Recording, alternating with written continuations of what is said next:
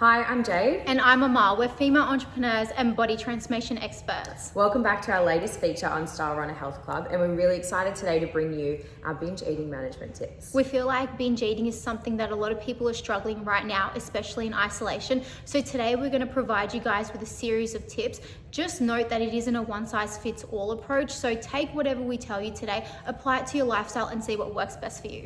Don't also take what we say as gospel. So this is purely our own professional advice and also experiences as well.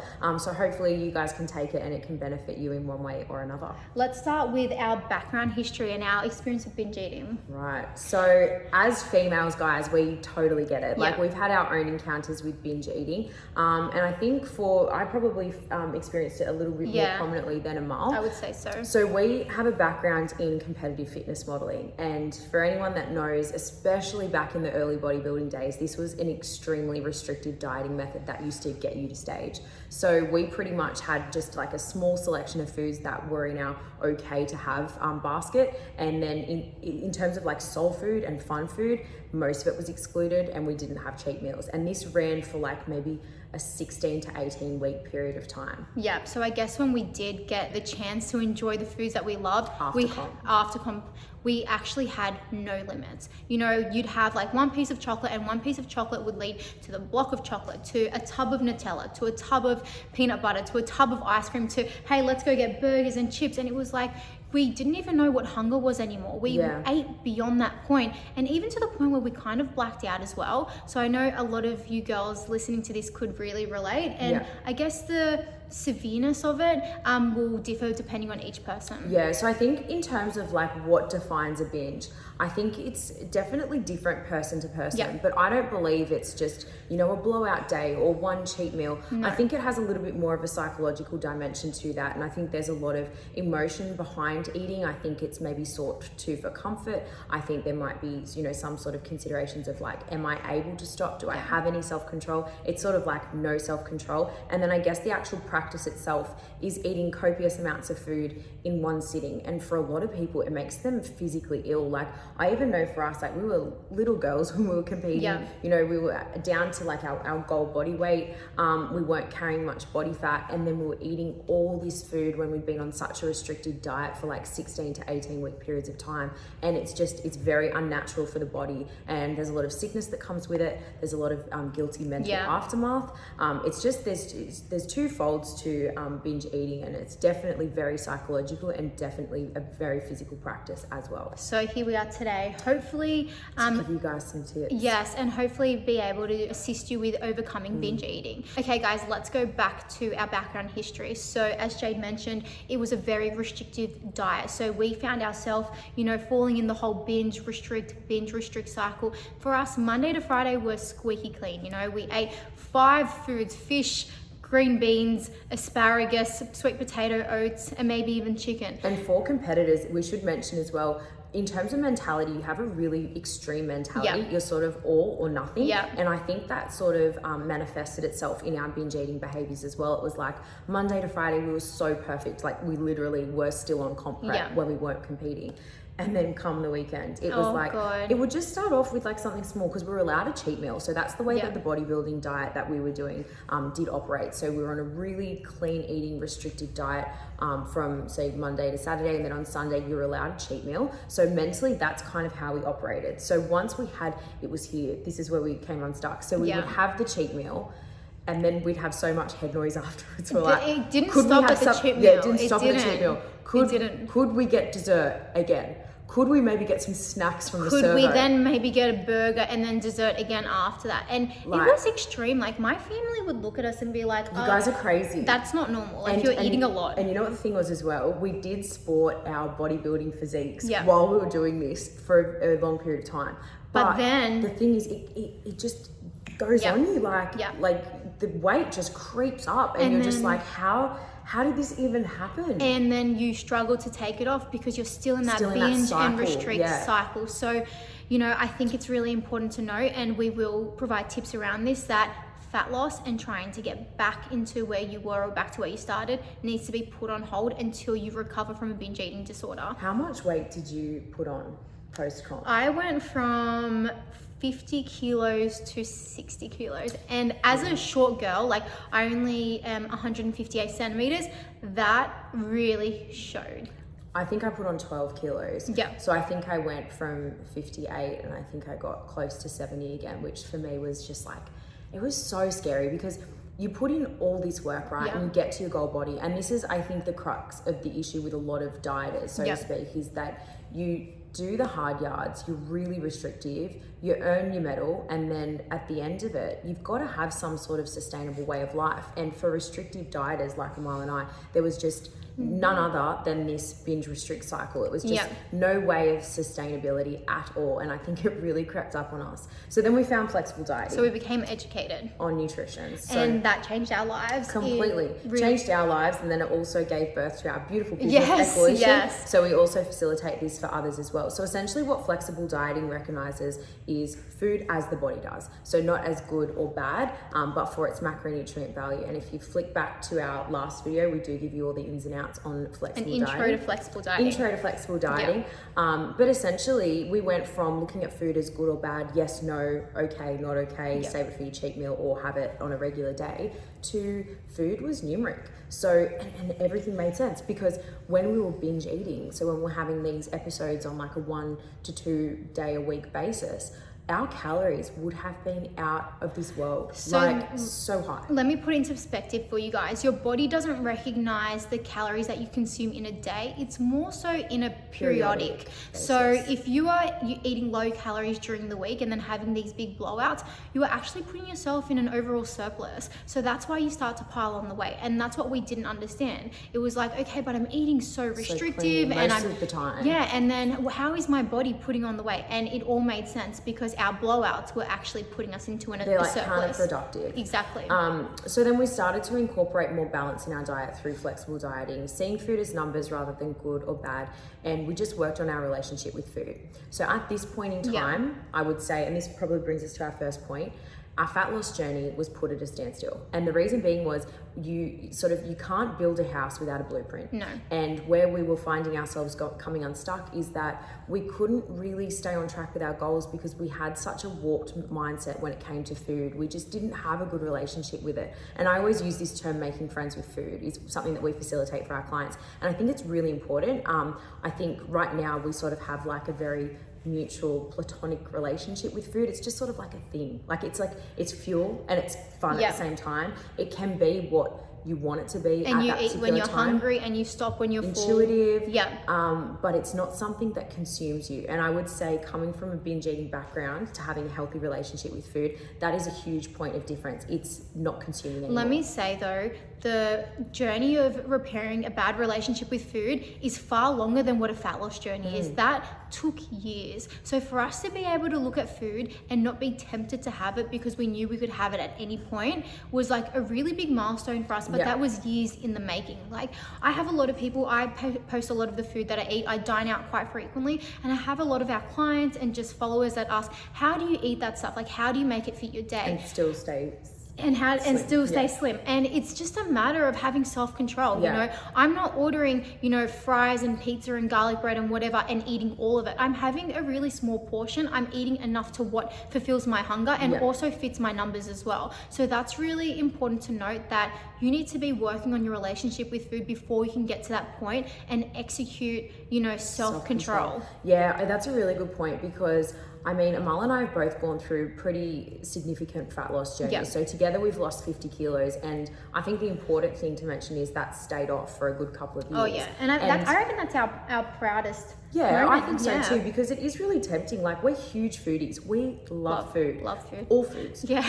No discrimination. No discrimination we welcome whatsoever. all cuisines. We welcome all portion sizes. We could eat like a man if we wanted to.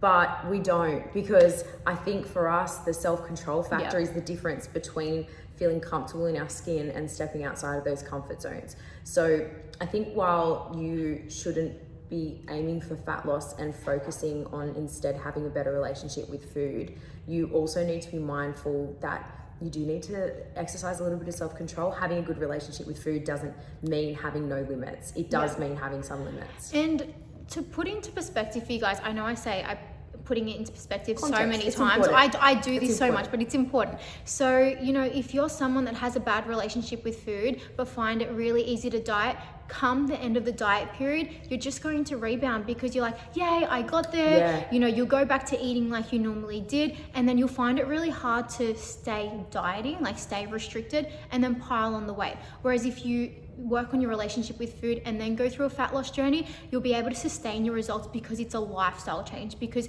you've made changes in your dieting and your relationship with food that will allow you to sustain your results.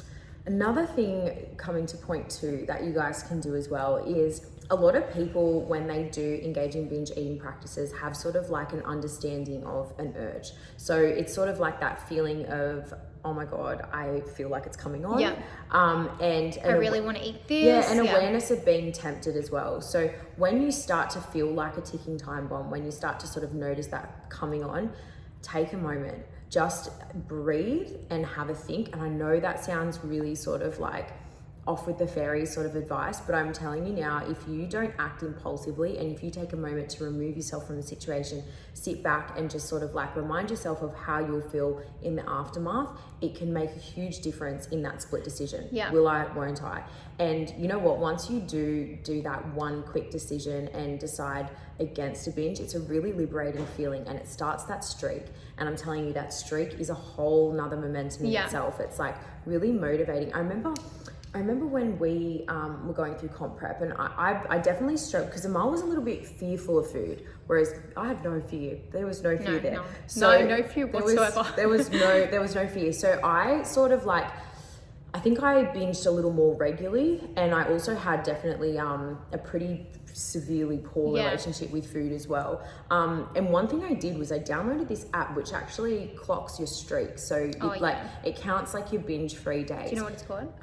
No, I don't. But it's a binge counting. It's a binge counting app. So yeah. basically it's sort of like, it puts like a bit of gamification on the whole process of sort of like that repairing and making progress when it came to binge eating. Because that was really important for me, you know, like I really wanted to see progress, and that was like I think that was a little bit my bodybuilding mindset as well. It's like you do want to see a little bit in return for what you're giving, and that was important to me. So I was able to clock my streak, and I found it really, really motivating. So I know a lot of clients do that. We do have a few clients that like to track how many days they're binge free, because then they go back and look at how many days it's been without a binge, and that motivates them to stay on track. Celebrated oh as yeah, well. 100%. But not celebrating with food, celebrating with other things. You know, you hit 100 days binge free, go buy yourself a new pair of jeans. Yeah. You hit 200 days binge free, go and have, you know, a vodka soda with your friends. So like there's other ways to celebrate than just with food, and I think that's really important to note. Going back to what Jade said about the urge and pulling yourself back, I think the rule of thumb is 10 minutes. You know, give yourself 10 minutes away from that thought and you won't have that thought anymore. And I know that works for me. Even not when I'm about to binge, but when I'm craving something sweet after dinner. A bad decision. When I want to make, eating something sweet after dinner is not a bad decision, but sometimes I can't make it fit my numbers. Yeah, I was about to say. Yeah, and so, you know, I've just had a really big dinner and I'm craving something sweet. I will get an instant urge to have like a chocolate. I will sit there for 10 minutes. And then after the 10 minutes, I don't want it anymore. You sort of have to retrain your mindset a little bit as well. So I remember when back in the days where we did have a restrictive and then binge eating sort of behavior type dieting cycle, we were sort of under the impression and mindset that there wasn't going to be a tomorrow for that particular food item. So you sort of get into this trap of thinking like it's now or never. Yeah. And it's not now or never. No. It will be there tomorrow. Everything will be there tomorrow. So if you can't make it fit, you can't have your Freddo or you can't have your caramello tonight, just make it work tomorrow. And it's still going to taste as good. Yeah, and I think that's one of the downfalls as well of falling into this Monday to Friday and then free weekend kind of trap too, is that you always commit to starting on Monday. So you make that promise to yourself and say, okay, I'm just going to YOLO now. Yeah. And then come Monday, I am back. And that is a cycle in itself. You don't realize, you think you're breaking the cycle, but you're recurring the cycle. Yeah, I agree. So tip number 3, this comes to people that usually binge from feeling hungry. And that's quite like normal when you are on low calories or when you're on a restrictive diet. For us, what we recommend is eating more during the day consistently. So not when it comes to the weekend or not on just Friday or not just once a week. just increasing your calories just having overall. like a good routine. Yeah. And this doesn't mean eating every 3 hours and timing it on your phone. That's something we did back in the bodybuilding days. But this just means just having a really nice structured routine. A lot of people don't eat breakfast. Come lunch, they overeat. Things like that. Like just fit in, you know, just some like balanced meals. Balanced meals is a really important one. If you're having egg whites and a side of beans, I'd probably want to binge as well. Yeah. So, you know, just have a lot of balance and substance in your meals to the point where you're satisfied, but you know you're not going to blow the budget later in the day. And if that means just adding in an extra meal for an extra 200 or 300 calories, go for it. Save you 2,300 literally in a sitting. So. And again, let me put it into perspective. If you're someone that eats 1,200 calories 5 days a week, so let's say Monday to Friday, the weekend comes and, you know, dieting isn't a thing, you can easily blow over to 4,000 calories a day. But if you're someone that puts yourself on like 1,800 calories 7 days a week, you're actually eating less calories on a weekly basis,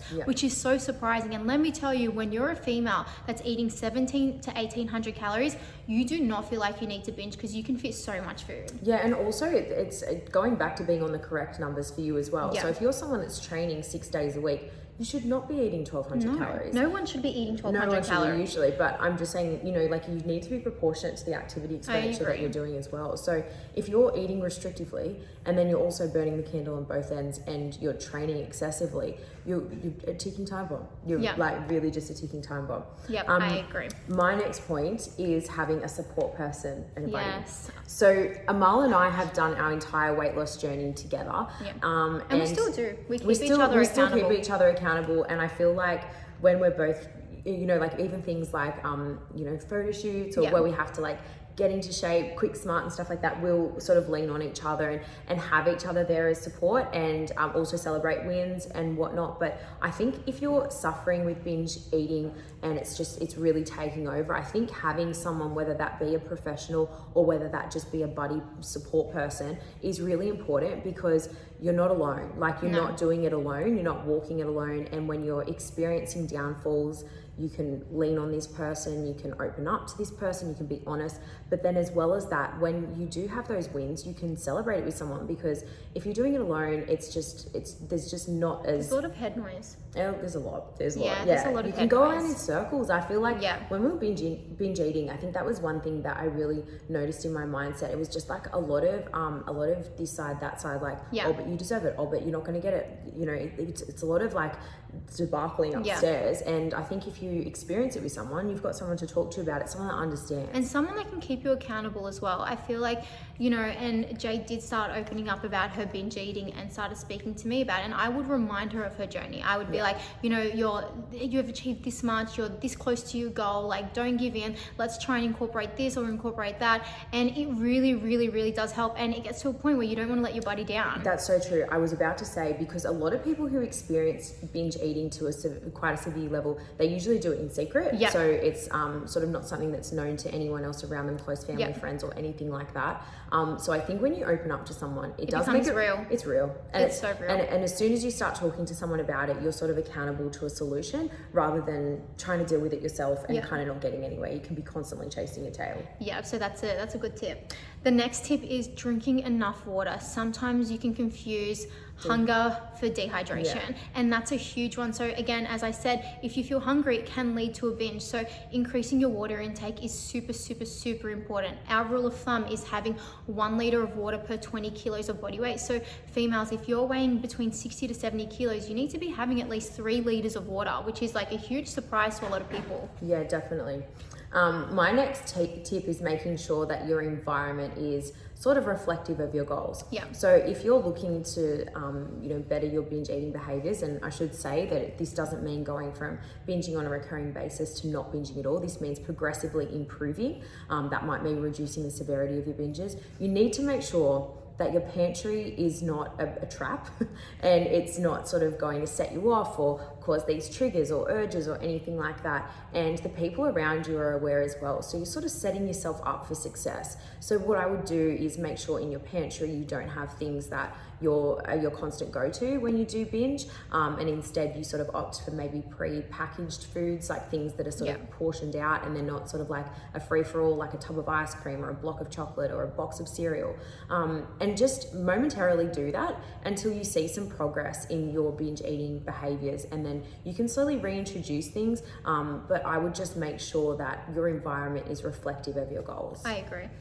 The next one is self-love. So, learning to love yourself at every single part of your journey. So, from the beginning to the middle to the end, self-love is really big, and stop using food as like a punishment. Like when you're angry or when you're upset or you're emotional, don't resort to food. Even going on that self-love note, even when you call yourself fat or you put yourself down or you make a joke about your body in a sort of way that jeopardizes the way you view yourself, just sort of step back from all that and know that there's progress that will probably need to be celebrated. And when you do those harsh things to yourself, it is sort of like a trigger for a lot of people. It makes you feel hopeless and helpless, and you may resort to food out of just pure emotion.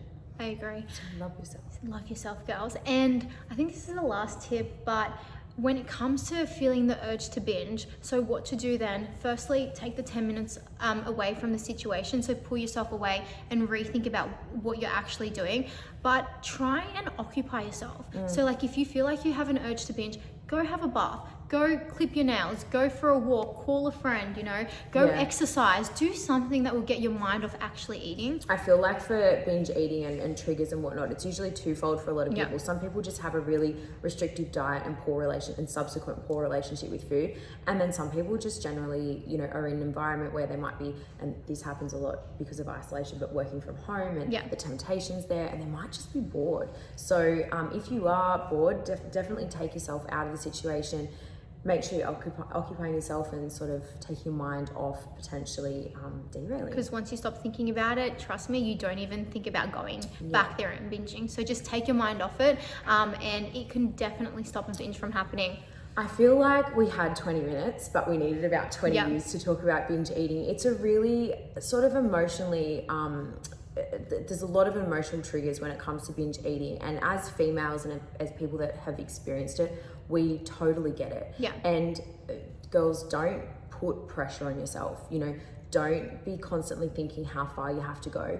Just take each day as it comes. This doesn't mean waking up one morning and thinking I'm never going to binge again. Maybe for some people it might be, going from eating copious amounts of food in one sitting at like say 4,000 calories to maybe just, having a bit of a slight slip or something like that. It's those progressive steps. The baby steps. Yeah, it's the baby steps that one day you're going to stand back and say, oh my God, it's a thing of the past. And you just need to give it enough time. You need to give it enough TLC and nurturing. Patience as well. And patience.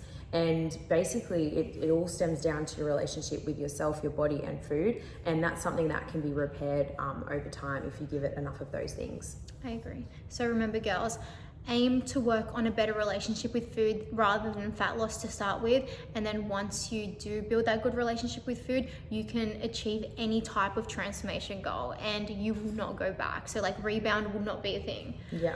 So I know Amal mentioned at the start that there's not a one size fits all approach. And in saying that, we hope that you were able to take something from today's little chat, and we look forward to bringing you our next segment on Stylerunner Health Club. Thanks for tuning in. Thanks guys. Bye. Bye.